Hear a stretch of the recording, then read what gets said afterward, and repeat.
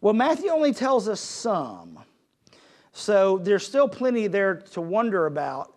And as we go through them, we'll find out that even what he tells us, so for instance, with the interpretation of the parable of the sower and the parable of the weeds, he still doesn't tell us really what it means completely or what it means for us to live.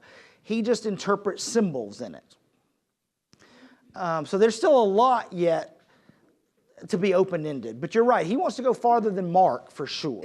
The question is this related to Gnosticism of the period? And the Gnostics, if you don't know about the Gnostics, for instance, like Nag Hammadi and these others, argued to have secret knowledge that was behind these texts and all. So for instance, there was Jesus and the Christ were not the same. The Christ came into the Jesus, and so it's all this esoteric stuff. And here there is language of mystery and secrets. And is that the same thing? And the answer is no. This is not that same kind of stuff.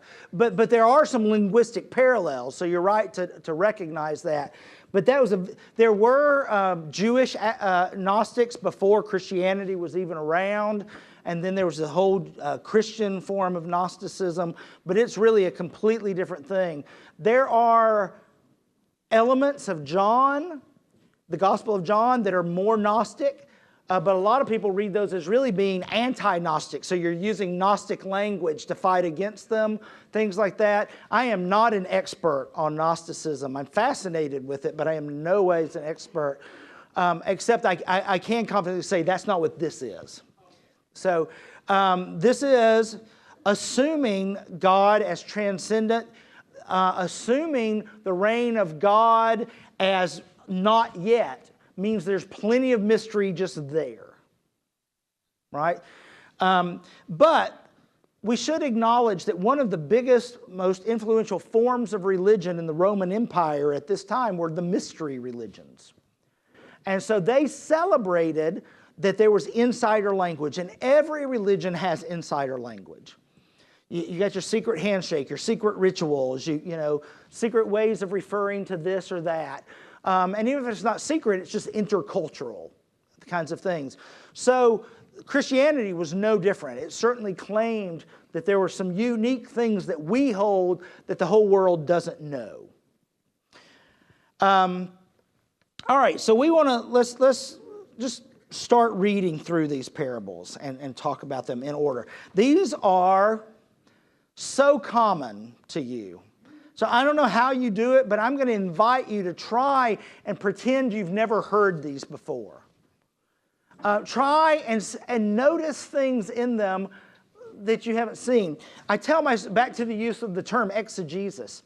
I tell my students, if you want to be a good preacher, every time you interpret a text, you should assume your past interpretation of it is wrong. If you start with the idea, and in the end, you might end up confirming exactly what you already think about the text, right?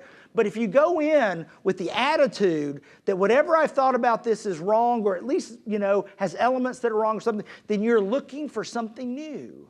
And you will see things you haven't seen before. As opposed to, if I preach on the prodigal son, because I've preached on it 100 times, I don't need to really go look at it anew, I'm there, I'm good.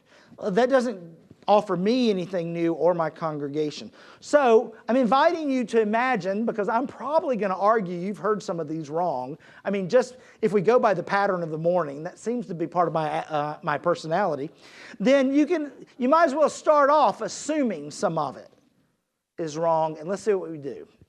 All right, so let me tell you a little bit about the parable of the sower before we start, in terms of biblical scholarship, I mean. Throughout much of the history of the church, people have read parables as allegories. And by allegories, I mean a symbolic story in which every detail lines up with a symbol. So the seed is a symbol of something, this type of ground is a symbol for something, etc. Some of the parables are clearly allegories. But the problem is we have made almost all of them that way through history. And biblical scholars throughout the 20th century started going, you know, I think that's wrong. In fact, notice that C.H. Dodd's language didn't use language of allegory at all, symbols, etc. Instead, it's the whole of the story that presents it. So, unless Scripture offers an allegorical interpretation like Jesus does of the parable of the sower, you should assume it's not an allegory. Remember, we looked just a little bit ago at the parable of the talents, and I asked, who is the master? And somebody said God or Jesus. I can't remember what it said, which is natural way. But no, because if you look at it, then the master is a terrible symbol for God, because the master reaps where he doesn't sow. We don't want to think of God in those terms. So the symbolism might be a light symbolism with a really small s, in the sense that we get the sense of the dynamics of the relationship, but you don't want to make too much of it. And so a lot of interpretation has done things like said, okay, this group are the Jews, and this group, they're the Christians. And so when you look at it, look how much better the Christians are. It's odd that the church has never said the church is the one that looks bad in the parable. All right? So that's part of the anti-Semitic strain in our history. So even when it's not used that way. So I want you to... This story, this opening story, is clearly an allegory, at least as Matthew interprets it. But I don't want you to start just looking in every parable for symbols.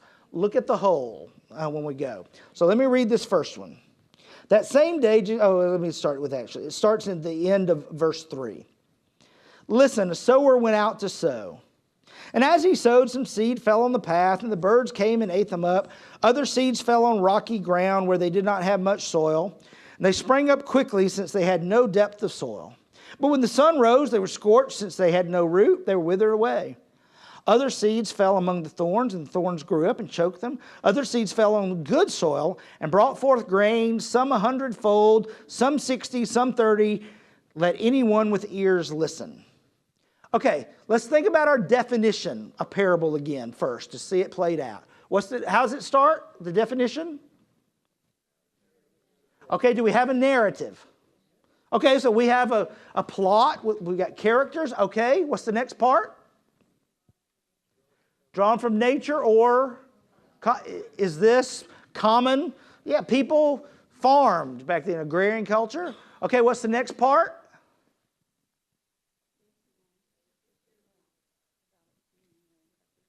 What leaves it insufficient now? There's something before that. Vividness or strangeness.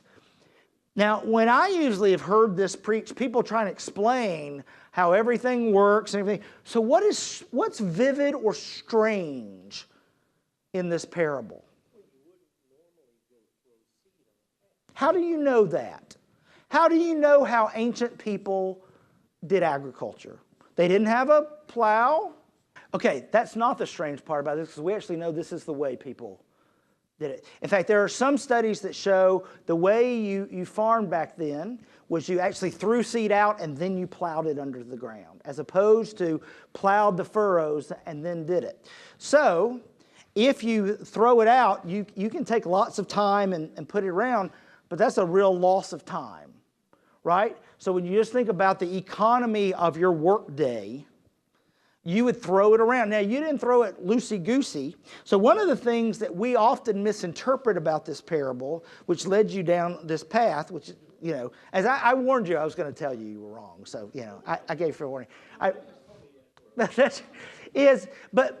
we assume, because there's several forms of what goes bad here. That doesn't mean that's lots of seed lost. Right? So you think about a garden area, a field. The good soil is all in the middle, but if you're throwing to get to the corners, some's going around the edge. So we don't have to assume that everything's lost. The other thing we have to remember is this isn't, the most fertile land in the world. So there's going to be things growing up and stuff. Okay, but there's something else that's strange here. It's just we've heard it so many times it doesn't seem strange. So these numbers, we've just heard them so long, we're used to it. But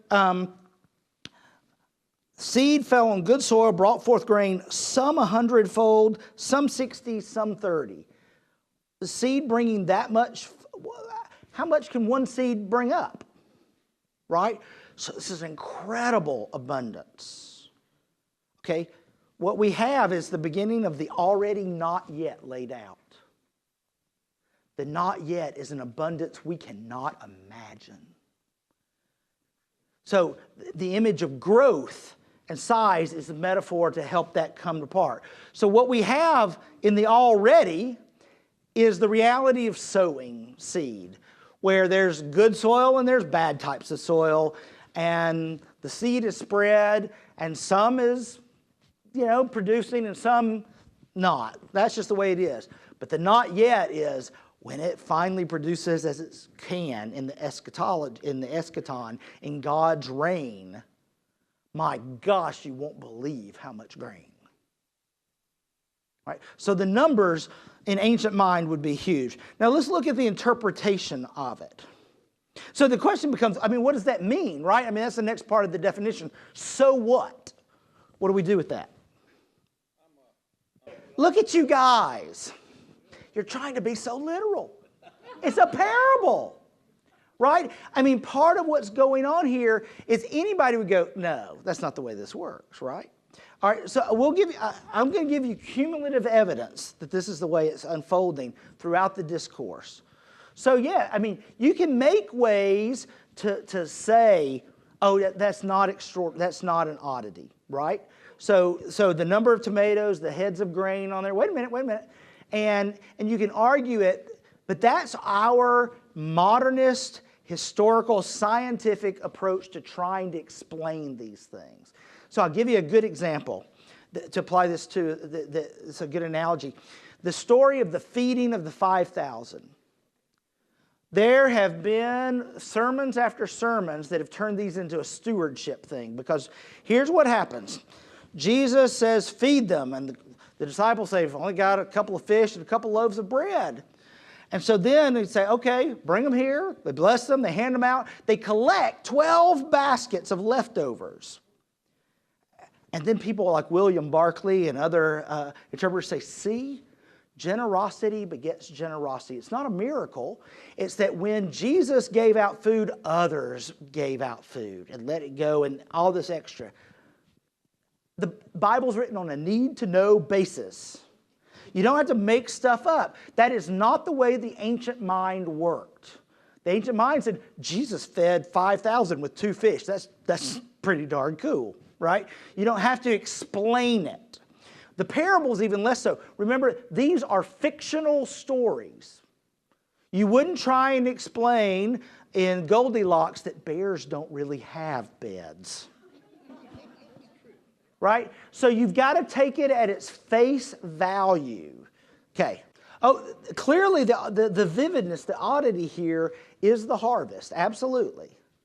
That it's an overabundance of produce from... Now, most of the sermons you hear are all about the sowing. And I'll bet you've been asked, what kind of soil are you? You ever heard that? Or you've been asked, where are you throwing your seed? Yeah, that could go a lot of different ways. But that is not what this parable is about. This parable is about the reign of God. It's not about what you're doing. It's naming the dynamics of existence in between the already and not yet. So it's naming the fact that we experience the goodness of God, and yet there is failure and suffering in the world still nevertheless. So look at the interpretation. Verse 18. Hear then the parable of the sower.